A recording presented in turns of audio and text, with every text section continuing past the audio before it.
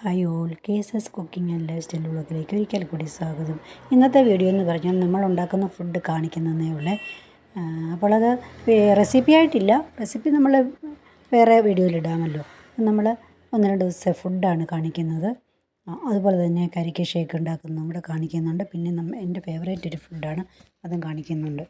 അപ്പോൾ അതുപോലെ ക്യാരറ്റ് തോരൻ ഉണ്ടാക്കുമ്പോൾ നമുക്ക് കുറച്ച് ഉഴുന്നും ജീരകവും കൂടെ ചേർത്ത് കടുക് വറുത്താൽ നല്ല ടേസ്റ്റായിരിക്കും. അങ്ങനെയാണോ എല്ലാവരും ഉണ്ടാക്കുന്നത്? കമൻറ്റ് ചെയ്യുക. അതുപോലെ നമുക്ക് പയറ് മെഴുക്കുവരട്ടി ഉണ്ടാക്കുമ്പോൾ കുറച്ച് വെളുത്തുള്ളി കൂടെ ചേർത്ത് ഉണ്ടാക്കിയാൽ നല്ല ടേസ്റ്റായിരിക്കും. അങ്ങനെയാണോ എല്ലാവരും ഉണ്ടാക്കുന്നതെന്ന് പറയുക. അപ്പോൾ അതുപോലെ കരിക്ക് ഷേക്ക് ഉണ്ടാക്കാമെന്ന് വിചാരിച്ചു. ചൂട് സമയമല്ലേ, കരിക്ക് ഷേക്ക് ഉണ്ടാക്കിയാൽ നല്ലതാണ്.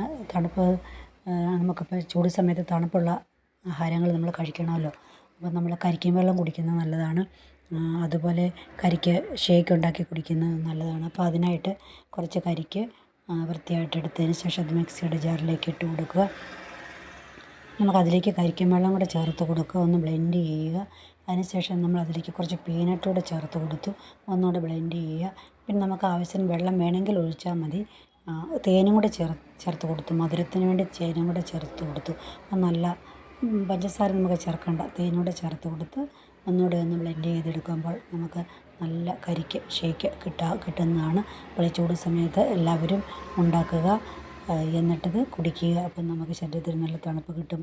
അതുപോലെ കരിക്ക് നല്ലതാണല്ലോ, നമുക്ക് ശരീരത്തിൽ ജലാംശം നിലനിർത്താനായിട്ട് കരിക്ക് നല്ലതാണ്. തേങ്ങാവെള്ളം അതുപോലെ തന്നെ കരിക്കിൻ്റെ വെള്ളവും അതുപോലെ തന്നെ നല്ലതാണ്. അപ്പോൾ അത് കുടിക്കുന്നത് നമുക്ക് വളരെ നല്ലതാണ്.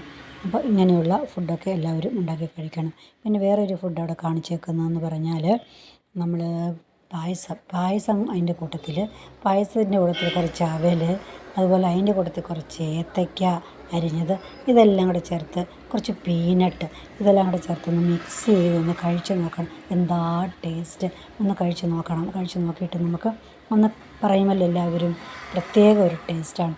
1-2 ഫുഡുകൾ മിക്സ് ചെയ്ത് ഇങ്ങനെയുള്ളത് പായസം അതൊക്കെ മിക്സ് ചെയ്ത് കഴിക്കുമ്പോൾ അതിൻ്റെ ടേസ്റ്റ് ഒന്ന് വേറെ തന്നെയാണ്. അപ്പോൾ ഞങ്ങൾ അങ്ങനെയൊക്കെയുള്ളത് ഇടയ്ക്ക് ഉണ്ടാക്കി കഴിക്കുന്നതാണ്. അപ്പോൾ അതെല്ലാവരും അതുപോലെ ഉണ്ടാക്കി കഴിക്കുന്നുണ്ടോ എന്ന് കമൻറ്റ് ചെയ്യുക. അപ്പോൾ ഇതൊക്കെയാണ് ഇന്നത്തെ വീഡിയോയിൽ കാണുന്നത്. വീഡിയോ എല്ലാവർക്കും ഇഷ്ടപ്പെടുകയാണെങ്കിൽ കമൻറ്റ് ചെയ്യുകയും ലൈക്ക് ചെയ്യുകയും ഷെയർ ചെയ്യുകയും ഒക്കെ ചെയ്യണം.